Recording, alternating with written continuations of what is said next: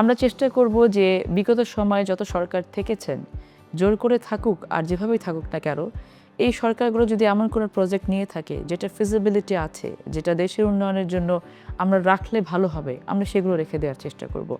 অযথা আমরা টাকা খরচ করে বড় বড় প্রজেক্ট নিয়ে আই ক্যাচিং কোনো কিছু করে আসলে মানুষকে আর ভাওতাবাজির মধ্যে রাখতে চাই না। আমরা চাই যে সত্যিকার অর্থে মানুষের উন্নয়ন হচ্ছে এরকম কাজগুলো করার জন্য। এই জন্য দেশের মানুষের কাছে আমরা বার্তা দিব যে আপনারা নিজেরাও কিন্তু করাপশন আমরা একার পক্ষে বন্ধ করা সম্ভব না।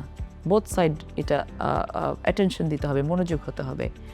চাঁদাবাজি সব থেকে একটা বড় জায়গা জুড়ে ছিল বিভিন্ন সময়ে, এই জায়গাটাকে কিন্তু বন্ধ করতে হবে।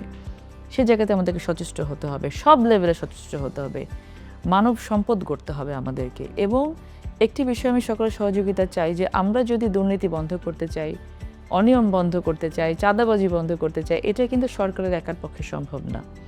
আমাদেরকে সন্তানদেরকে যদি আমরা সম্পদ হিসেবে গড়ে তুলতে চাই, আমাদেরকে কিন্তু একেবারে ফ্যামিলি লেভেল থেকে কাজগুলো করতে হবে, পরিবার থেকে কাজগুলো করতে হবে, আমাদেরকে প্রশ্ন করতে হবে।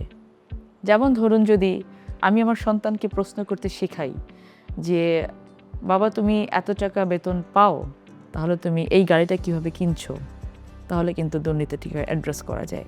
আমাদের সন্তানদেরকে প্রশ্ন করতে বলতে হবে। এই জায়গাগুলো আমাদেরকে শেখাতে হবে, জানাতে হবে, প্রপার কাউন্সেলিংগুলো করতে হবে।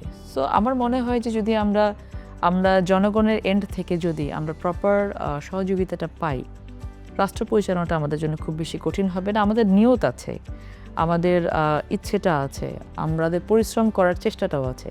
শুধু খালি আমাদের কিছু সময় দিতে হবে, আমরা যেন অনিয়মগুলোকে নিয়মে পরিবর্তন করতে পারি।